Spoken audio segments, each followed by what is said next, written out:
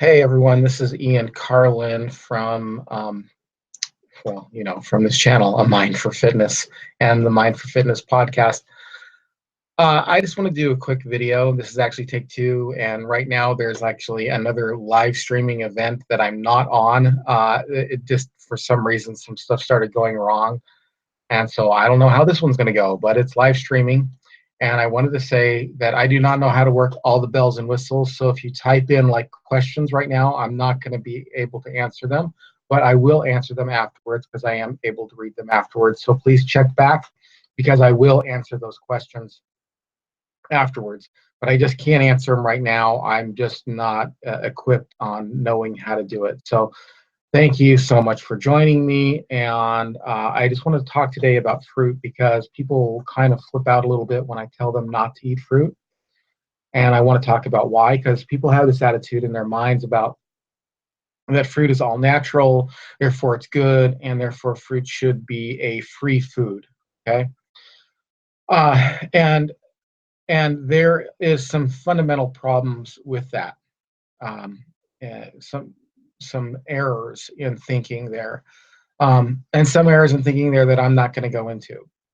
But I do want to address a couple of the problems. Number one, I wanted to say that the reason why you're overweight in the first place has to do with the breakdown in insulin. And anything that's sugar or turns to sugar in your body, whether fast or slow, has to have an insulin release in order to deal with it to bring your blood sugar down. So you can have some fruits that are, very high fiber, and they release those carbohydrates into your bloodstream very slowly, but you still have to release insulin in order to deal with those. Now, a fruit is sweet for a reason. It's sweet because it has sugar, and if it's sweet and it has sugar, you're gonna have to release insulin. The second thing is that fruit has been tampered with. Okay. And the reason why fruit has been tampered with is because people want to make it sweeter, so you'll buy it. If you went out into the natural and you bought an apple, and you bought that apple and you ate it, it would be very tart. It would be very sour to you, a natural apple. You buy an apple in the grocery store and it's sweet and delicious. A natural apple is going to have under 5 grams of total carbohydrates. An apple in the store, even if it's organic, is going to have like around 15 to 20 grams of carbohydrates in it. And again, the reason why they do that is because they crossbreed it in order to get you a fruit that's sweeter, because they know you'll buy it if it's sweet. So the idea that fruit is natural is not true. It grows naturally, but it has been tampered with. And the very fact that it's sweet, it means that you are going to have to deal with this in your body with the hormone insulin. And insulin is the problem why you're overweight in the first place. So people say, well, you get vitamins out of it. Yes, you do get vitamins out of it, but you also get an insulin response. And if you're getting an insulin response, you will gain weight, especially if your insulin, especially if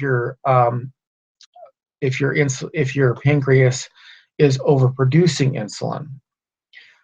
And I see people on low carb diets or going paleo, and they fail, and they're not losing any weight, and they can't figure out why. And you look at their diet, and although it's all natural, they're eating a lot of fruit.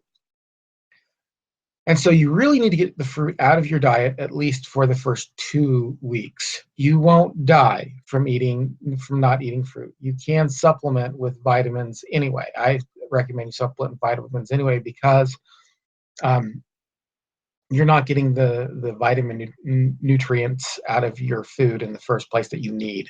So you need to supplement vitamins and minerals in the first place, regardless of whether or not you're on a low carb diet. So you need to get your insulin under control. And if you're eating fruit, you're not getting that insulin under control. That's just the truth about it. You're just not getting that insulin under control. And there's a dysregulation with your insulin going on if you're overweight. That means you're producing way too much insulin than your body needs. And so even though fruit is a better option than Skittles, it's still going to produce a problem for you, especially if you're extremely overweight. Now, there is some truth that it's a sliding scale. So, like if you're male and you got and you got like 20, 30 pounds to lose, you might be able to get away, and you're young, you might be able to get away with eating some fruit on a low carb ketogenic diet. Well, not ketogenic, but a low carb diet, a paleo diet. If you are over the age of 40 and you're female or male over the age of 40, you're going to have to reduce your fruit quite a bit for a little while until your system is fixed, because it's much more difficult for you to lose weight. So fruit is causing this insulin response, and your insulin's already haywire anyway, otherwise you wouldn't be overweight. So best is to eliminate fruit out of your diet, and then add it back once you reach your target weight or once you're closer to your target weight. And this also kind of depends a little bit on how much you work out. So as many of you know, as I've talked in the past, I have a lot more carbohydrates in my diet, and I'm still, right around goal weight, or, maybe within 5 pounds. And the reason is I do a lot of high glycemic demanding sports. So, for instance, today I ran 3 miles when I got up, and I went to yoga, and I will do 2 jiu-jitsu sessions in addition to that.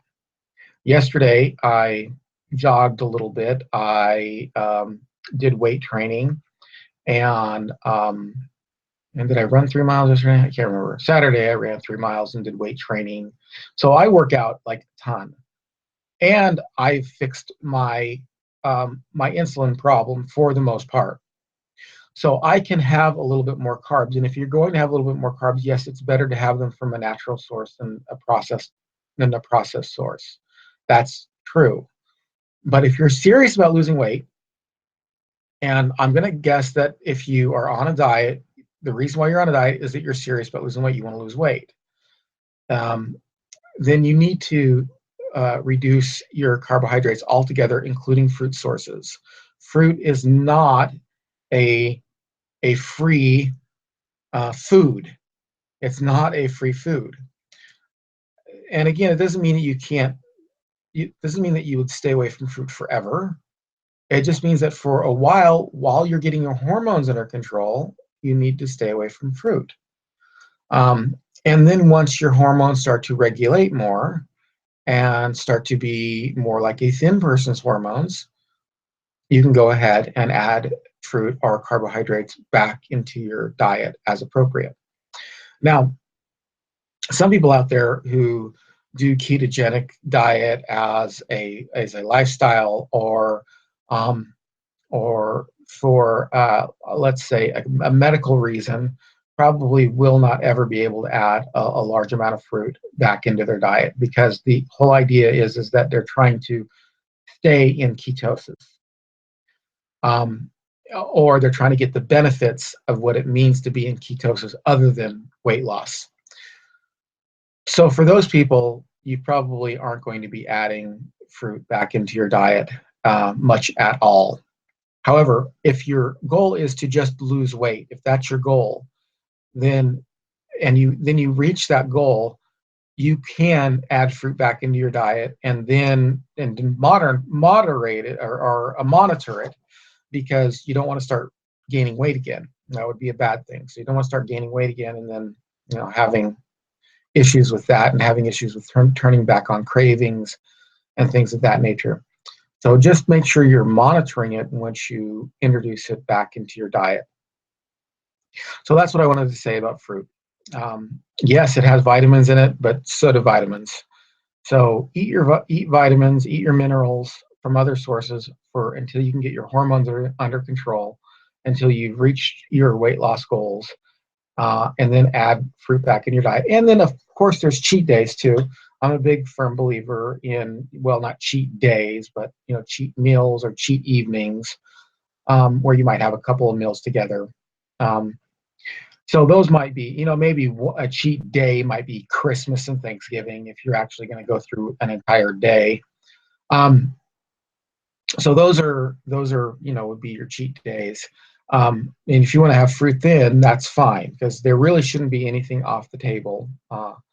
And fruit is a better option than something bad for you if you're going to stumble. And as we talked about on my protocol before about um, how to deal with cravings.